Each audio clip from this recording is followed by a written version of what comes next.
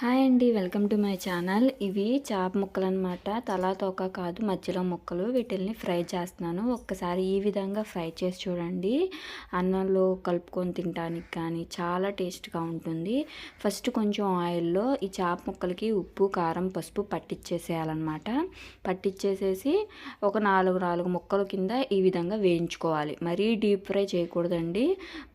అటు ఇటు ఈ విధంగా ఇలా వేయించుకోవాలన్నమాట. వేయించుకొని నాలుగు ముక్కలు పక్కన పెట్టుకోవాలి.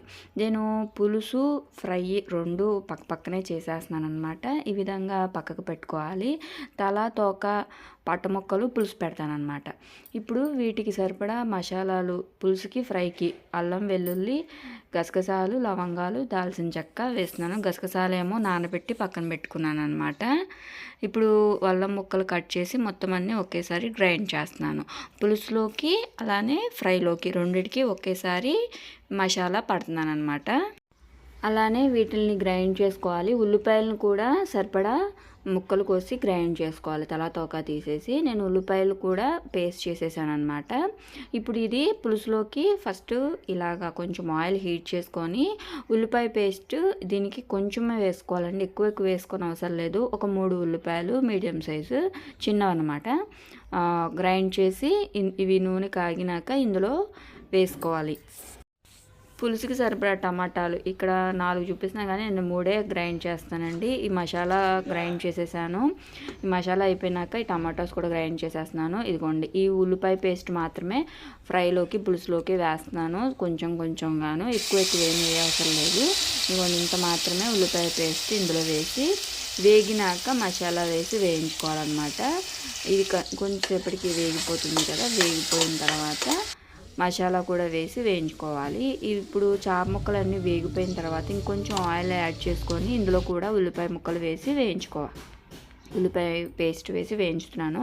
అలా పక్కగా వేగేలోపు ఇటు పక్కన ఈ ఉల్లిపాయ ముద్ద వేగిపోతుంది కదా, ఇందులో మసాలా కూడా వేసి వేయించుతున్నాను. ఇది వేగేలోపు కొంచెం చింతపండు నానబెడుతున్నాను అనమాట. ఒక్క నిమ్మకాయ సైజ్ అంత చింతపండు నానబెడుతున్నాను. ఇది కూడా వేగినాక టమాటాలు 3 టమాటాలు వేసానండి.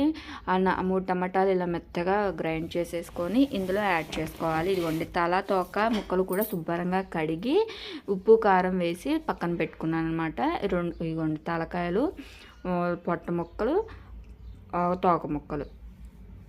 ఇది మసాలా కూడా వేగిపోయినాక మనం టమాటా ప్యూరీ అనేది వేసుకోవాలి. లేకపోతే పచ్చివాసన అనేది వస్తుంది అనమాట. ఒక్కసారి ఈ విధంగా చేయండి. ఫ్రై కానీ పులుసు కానీ అస్సలు మిమ్మల్ని ఎంత పొగుడతారంటే అంత పొగుడతారు ఇంట్లో వాళ్ళనమాట. అంత టేస్ట్గా ఉంటుంది. ఇప్పుడు ఈ టమాటా ప్యూరీ కూడా కొంచెం వేగిపోవాలన్నమాట. నూనె సపరేట్ అవుతుంది అన్నప్పుడు చేప ముక్కలు వేసుకోవాలి. ఈ లోపల చింతపండు ఉంటుంది కదండి, దీన్ని స్మాష్ చేసుకోవాలి. ఈ విధంగా స్మాష్ చేసుకొని చింతపండు రసం ఎక్కువ అవసరం లేదు, కొంచెం చిక్కగా వేసుకున్నా బాగానే ఉంటుందండి. ఎక్కువ చింతపండు రసం వేస్తే పలసపడిపోతుంది అనమాట. ఈ పులుసు అనేది ఎప్పుడు చిక్కగా ఉంటే బాగుంటుంది. ఇది కూడా వేగిపోయినాక ఇదిగోండి, ఈ ముక్కలు అనేది వేసేసాము. తలకాయలు, తోకలు, కొన్ని ముక్కలు వేసి కొంచెం సేపు ఇలాగా ఉంచాలి, అంతేను. ఎక్కువసేపు ఏమీ ఉంచనవసరం లేదు. ఇప్పుడు చింతపండు రసం పక్కన పెట్టుకున్నాం కదా, దాన్ని ఇందులో యాడ్ చేసేసుకోవడమే. ఈ ముక్కలు మునిగేంత వరకు వేస్తే సరిపోతుంది, మరీ ఎక్కువ వేయనవసరం లేదు. ఇప్పుడు కొద్దిసేపు మూత పెట్టి పక్కన పెట్టేసేయాలి. ఇప్పుడే గరిటతో కలపాలండి. తర్వాత మళ్ళీ గరిటతో కలపకూడదు. చేత్తో అటు ఇటు పట్టుకొని కుదుపాలన్నమాట చేపల పులుసు ఎప్పుడు కూడా. ఈ ఫ్రైకి ఉల్లిపాయ ముద్ద వేయించుకుంటున్నాం కదా, ఇది వేగిపోయినాక ఇందులో మిగిలిన మసాలా ఇందులో వేసేస్తాను అనమాట. కొంచెం మసాలా పులుసులో వేసాను, ఇంకా మిగిలిన మసాలా ఫ్రైలో వేసేసి వేయించుకోవాలి. ఇది ఉప్పు, కారం అడ్జస్ట్ చేసుకోవాలి ఈ మసాలాకి సరిపడా. ఎందుకంటే మనం ముక్కలకి ఉప్పు, కారం పట్టించాము, ఈ మసాలాకు పట్టించలేదన్నమాట. సో అందుకని దీనికి సరిపడా ఉప్పు, పసుపు, కారం కూడా వేసి వేయించుకోవాలి. ఇది నూనె సపరేట్ అయిపోయింది కదా, ఇది వేగిపోయినట్టే. ఇది శుభ్రంగా వేగిపోయినాక ఇది మొత్తం కూడా ఈ చేపలు ఫ్రై చేసుకునే పాన్ ఉంటుంది కదా, దీని మీద ఇది దీనికి సపరేట్ అనమాట. ఇలాగా మొత్తము కూడా ఇలా స్ప్రెడ్ చేసేసుకోవాలి. అప్పుడు చేప ముక్కలన్నీ ఈ మసాలా మీద వేసి మూత పెట్టి ఒక 10 to 15 మినిట్స్ సిమ్లో మగ్గు పెడితే ఈ మసాలా అంతా చేపలకు పడతాయి అనమాట. చేపలు ఆల్రెడీ వేయించేసుకున్నాం కదండి.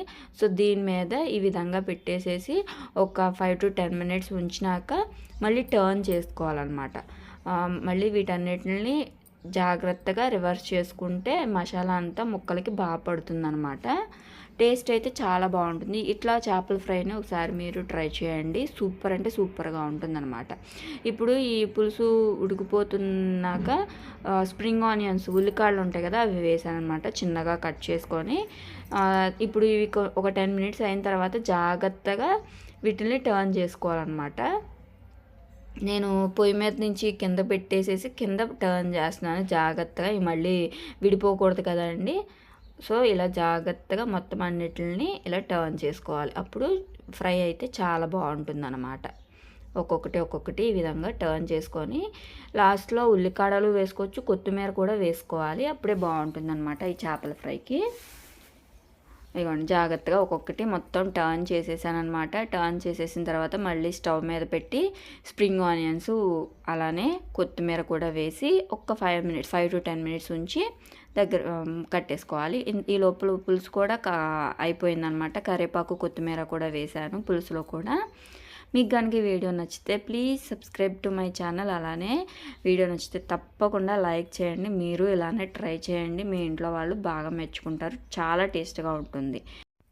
వీడియో నచ్చితే ప్లీజ్ చిన్న లైక్ అయితే చేయండి. Thank you for watching.